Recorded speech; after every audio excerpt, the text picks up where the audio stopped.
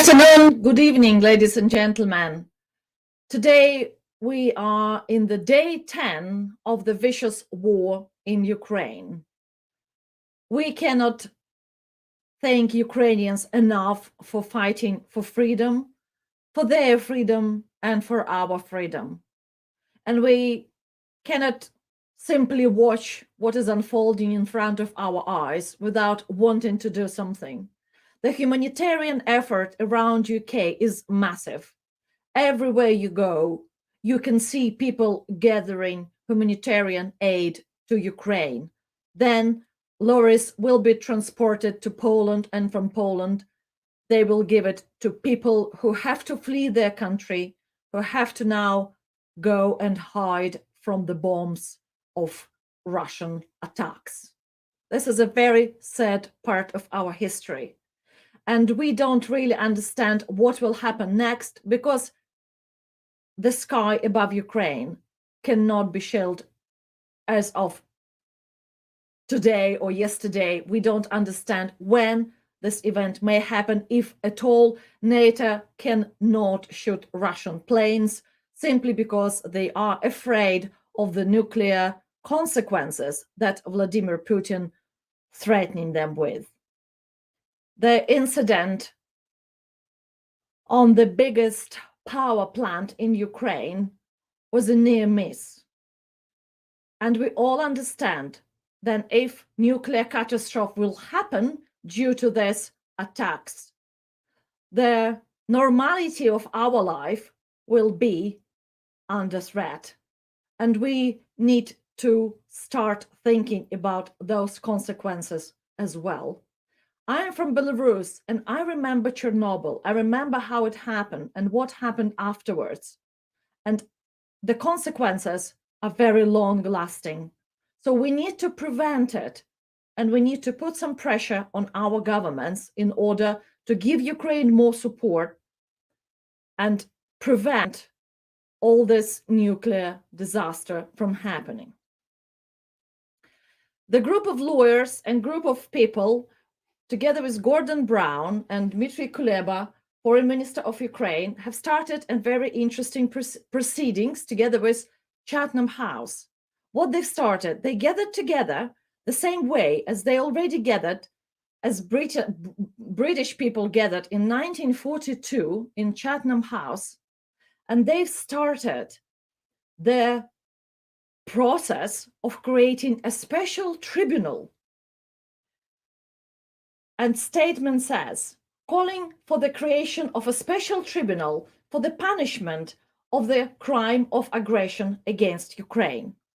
It is a very complicated political statement and law statement. However, simply because we cannot do something now doesn't mean we shouldn't do anything at all. In 1942, the tribunal that further became the Nuremberg process also formed like that. And the same was happened a couple of days ago, following the same steps British people did in 1942 without any hope, without knowledge that World War II will end. They didn't know when it will end. They had no idea whether it will be possible to put those fascists on trial. But they did some steps towards it. And the same steps have been already made. So I think that was a historical moment in history. And after finishing this war, I'm sure that Vladimir Putin, all his generals, and all the people who were responsible for this war, responsible for financing this war, for starting this war, will be put on trial. Russian propaganda was working very hard to create a parallel reality for Russian people. They simply take the same footage we watch on BBC or we watch about Ukraine and giving totally different narrative to it, saying that it is Ukrainians who are attacking their own cities and that it is Ukrainians who kill their own children and women and soldiers. And many people in Russia, unfortunately, still believe it. The losses of Russian army, we know already, are massive. More than 10,000 Russian soldiers are dead. Many Russian soldiers stop fighting and try to escape the war. However, Vladimir Putin is insisting that everything is going according to the plan and that operation of annexation of Ukraine is on its way. The world leaders are standing with Ukraine, and I think we should listen to Boris Johnson, who started speaking Ukrainian, which is very impressive. And I want to say that Ukrainians were very impressed, and thank you very much for this. Звертаюся до українців у Великобританії та тих, хто зараз в Україні та сусідніх країнах. I cannot even imagine what you're living through right now, or the outrage and heartbreak you must feel as everything you know and love is so inexplicably and brutally shattered. What's happening in your homeland is an abomination.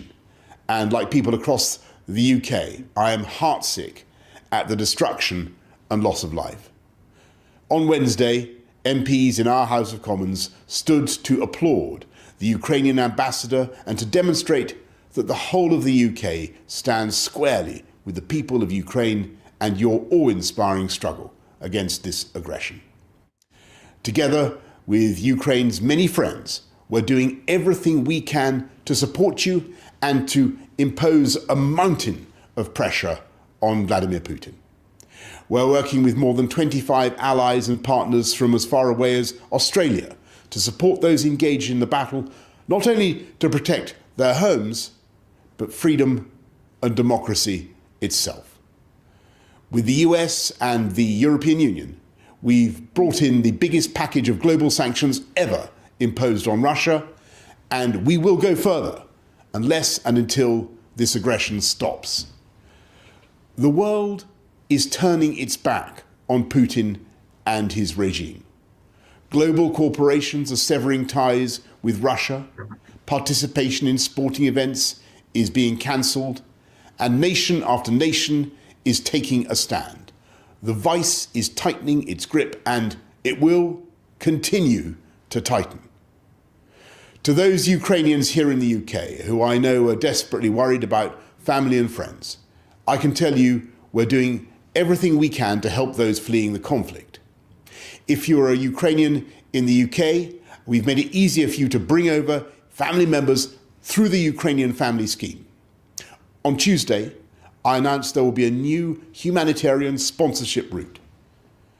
And we're matching the donations you make through the Disasters Emergency Committee Ukraine Appeal, starting with £20 million, alongside the hundreds of millions we're providing in humanitarian aid. Putin has made a grave miscalculation. The free world is united in its resolve to stand up to his barbarism. And the fortitude and defiance of the Ukrainian people in the face of this unjust and unwarranted aggression is moving hearts around the world. I've spoken almost every day to President Volodymyr Zelensky, and I marvel at his bravery, his calm, his sense of purpose, just as I marvel at the heroism and resolve of the Ukrainian people. And I know that however long it takes, however arduous, Putin must fail. Our thoughts and our sympathies are with the whole of Ukraine in its battle for freedom. Slava Ukraini. That was Boris Johnson. Thank you very much. And I know humanitarian aid to Ukraine is massive. Still, some people asking us what they can bring, what they can contribute, and what people in Ukraine really need right now. From what was sent to us from Ukraine, and excuse my translation if it's not translated very well. However, what people need is thermal underwear, optics, binoculars, bulletproof vests and helmets, walkie-talkies, horns for machine guns, tactical glasses, night vision devices. From everyday use, they need care mats, sleeping bags, men's shoes, military style, or trekking high, warm black or green shoes, knee pads, mittens, military boots, briefs, socks, shaving machines. From the food, cereals, canned food, tea, coffee, dry soups, and any long-lasting food. Also, from the things that they may use there will be packing material for food, packing materials for meals, lunch boxes, soup glasses, plastic boxes. I know that many places didn't take clothes for some time because they thought that clothes may not be necessary. However, I think as of today, they also start taking some clothes, especially children's clothes, because women and children are now in Poland and they have a very small luggages as they were not allowed to take practically anything. So that will be the help. If you can spare something, that would be really, really appreciated. And thank you very much. There are many talks about how to join the Foreign Legion in Ukraine for those who would like to go and fight for Ukraine. And Ukrainian embassy around the world can provide you with this information. Vladimir Putin have become a victim of his own propaganda. The propaganda in Moscow for many years was that Ukrainians will meet Russian soldiers with the open arms. And he has been talking about Ukrainians as somebody who is not happy to live in Ukraine. However, Ukrainian people proved that the claims are false. They love their country. They're ready to protect their country.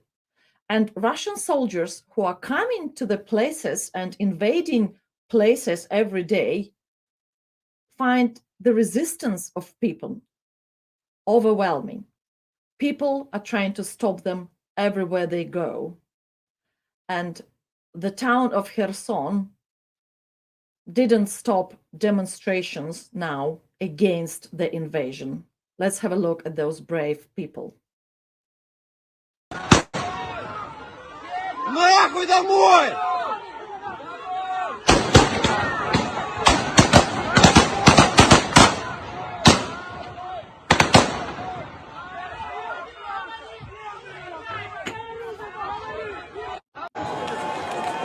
Людей море. Это Херсон, площадь Свободы.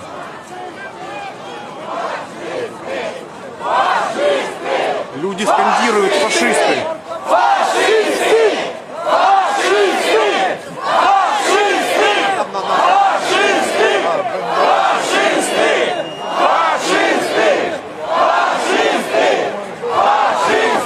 Фашисты! Фашисты! Фашисты! Фашисты! Фашисты! Фашисты! Фашисты!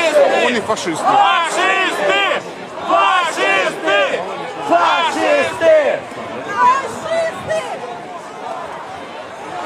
Русский корабль! Иди нахуй!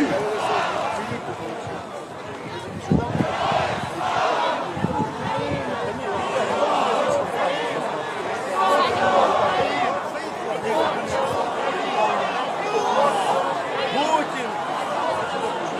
Да, еще надоело. Понятно, куда они мне надоели,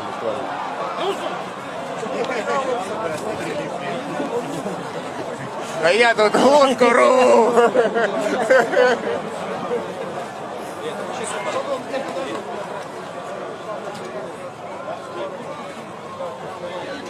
Площадь Свободы полностью заполнена людьми. Полностью заполнена людьми. И с той стороны Ушакова, и с этой стороны Ушакова. Люди скандируют: Украина, фашисты, русский корабль, иди нахуй.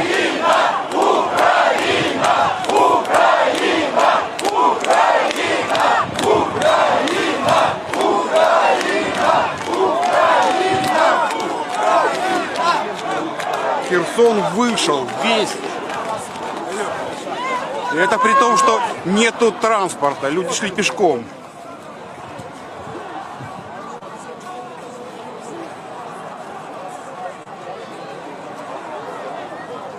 Когда я шел, по всем улицам шли люди, и было все больше и больше к центру города.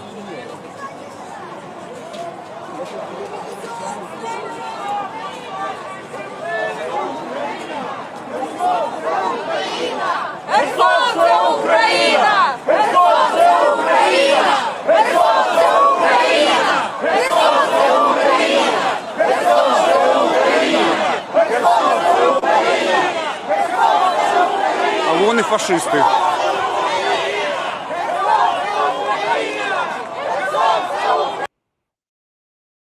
That was Kherson, the Freedom Square of Kherson. Despite the fact that there is no public transport, people were coming into the square from all over the city. The city right now is in Russian control. However, people are telling Russian soldiers to go home, that Kherson is a Ukraine territory and that they should go. They showing with all their might that Russian soldiers are not welcome in Ukraine. And Putin is not a freedom person who is freeing them from something. He is the invader, he is the brutal invader, and he needs to be stopped. We commend the brave people of Kherson and brave people of Ukraine for their incredible resistance. And we are hoping that this war will be over very soon. People who are now writing in Russian, they just saying that thank you very much, and we support the Ukrainian people in their massive effort against Russian aggression. Ukrainian cities have to be evacuated, and we know that there are massive difficulty to get out of the town that is under attack. We know that there is a confusion within Russian population because they are started being prosecuted if they are saying no war slogan. Russians now experiencing the same pressure that people had in 1937 when Stalin have been creating gulag structure and putting political prisoners to work for the country for free, enslaving them in their effort to create a big communist state. Right now, Russians are afraid. From one side, they are under massive economic sanctions. The shops are simply stop working, like, for example, IKEA, creating massive queues and people trying to grab whatever they can before they will stop having access to electronics or, in fact, any other Western goods. At the same time, many people believe that this is actually good because they want to bring back Soviet Union. And Soviet Union for them is something that was bringing them so-called stability and a good atmosphere. Let's see how they will get on, because at the moment, there is no indication that Russia will end up well after this war.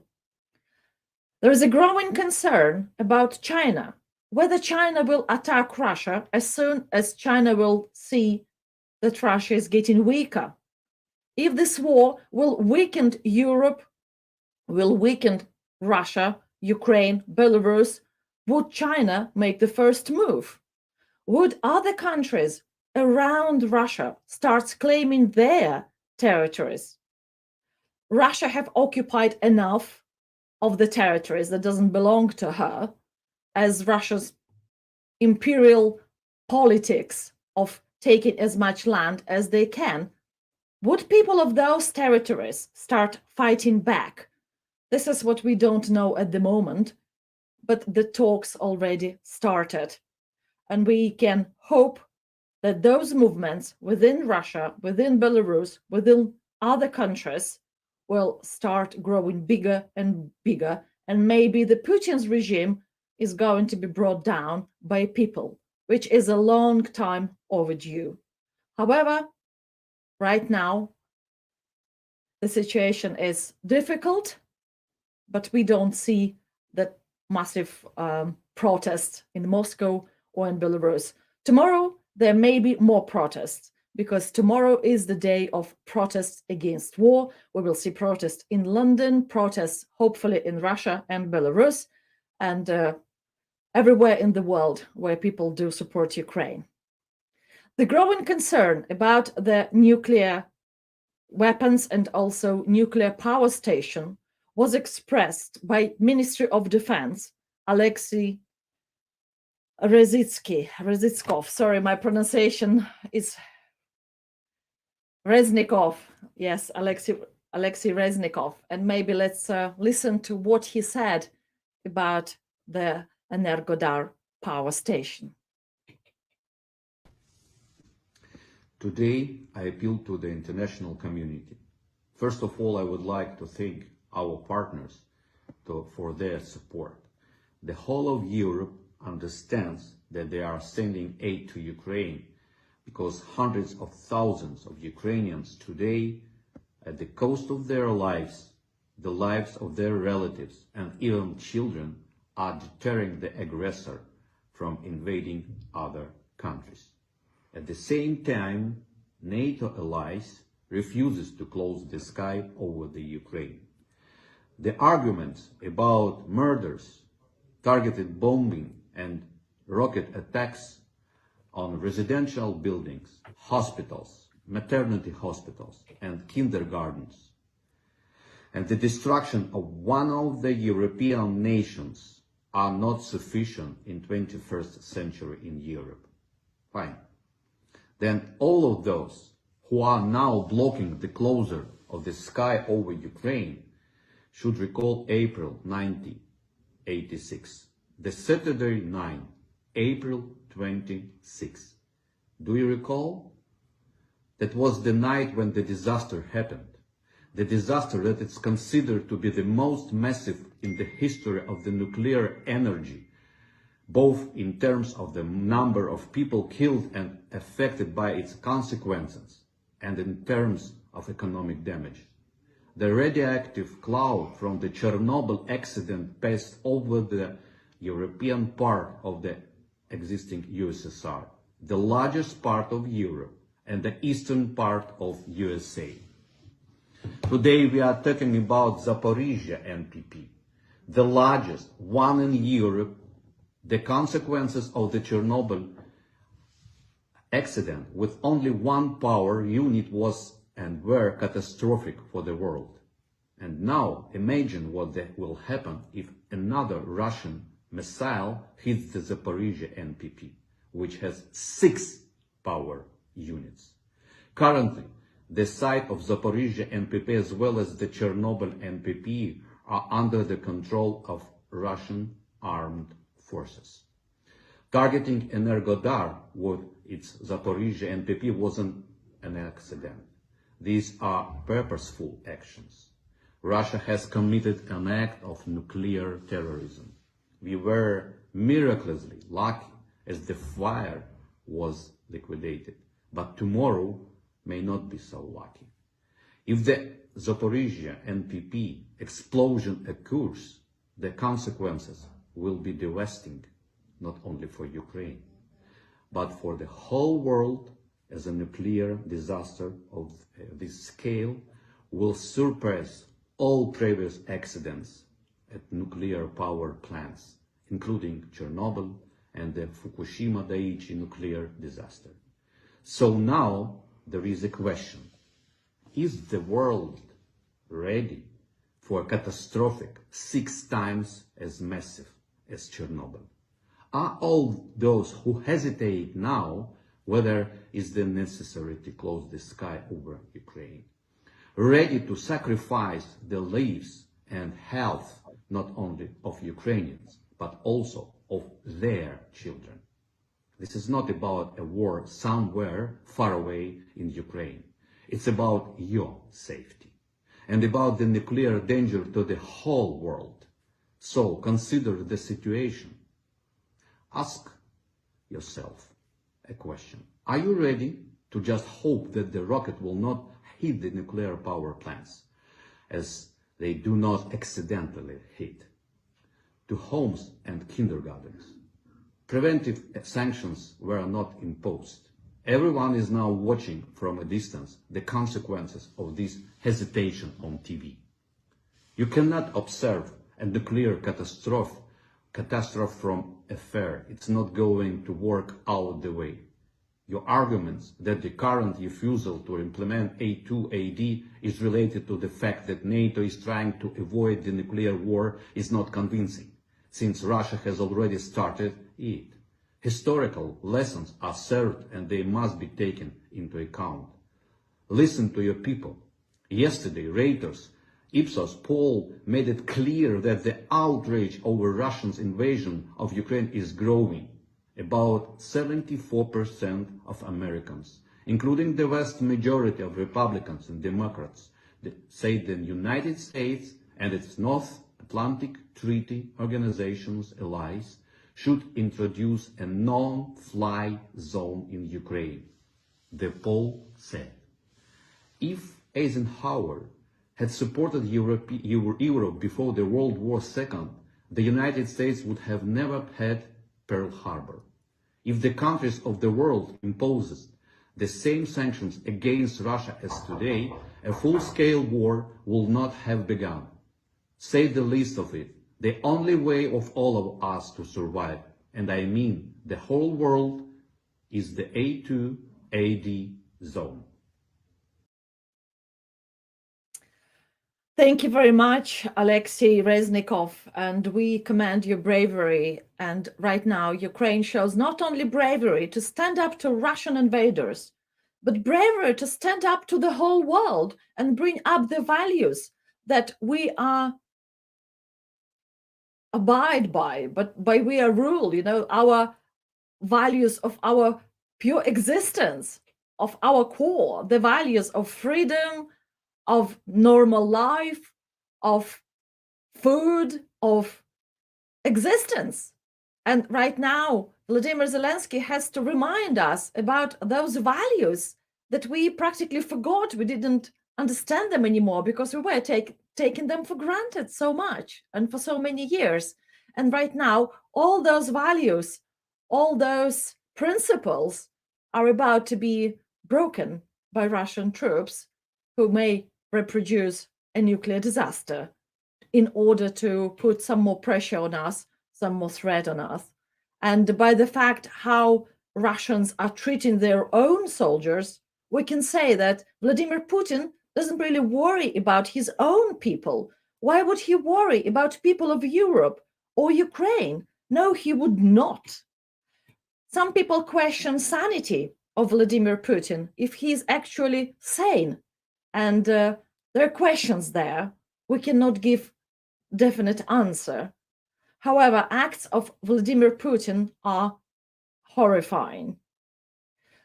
Russian soldiers are carrying crematorium machine, portable crematoriums into Ukraine, knowing that that's them who will be burned in those crematoriums.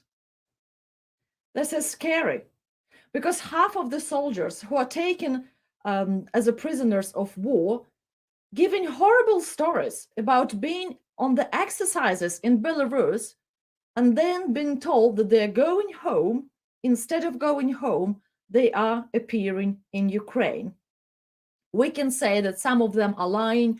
We can say that some of them are telling it because they want to save their lives. However, number of those people, when they call home to their moms, we understand they're probably telling the truth because none of their mothers or relatives knew what was happening. And they also didn't know what was happening. There's a growing awareness now in Russia that people are simply dying in Ukraine. Wounded are not taken from their battlefields. And we've got horrible stories about officers killing the wounded soldiers so they can put them into portable crematoriums and cover their deeds and cover their crimes. And this is how Vladimir Putin was working for 20 years of his power, covering his crimes and crimes of his people who surrounded him. And right now, all those crimes probably may surface. So get ready for more horrible stories in the future. To end our little reportage tonight, I would like to urge you to come to the demonstrations, to the protests around England tomorrow, and support Ukrainian people in their effort to bring normality back to their homes. They are protecting now our freedom. They are protecting their freedom. Let's support them in every way we can.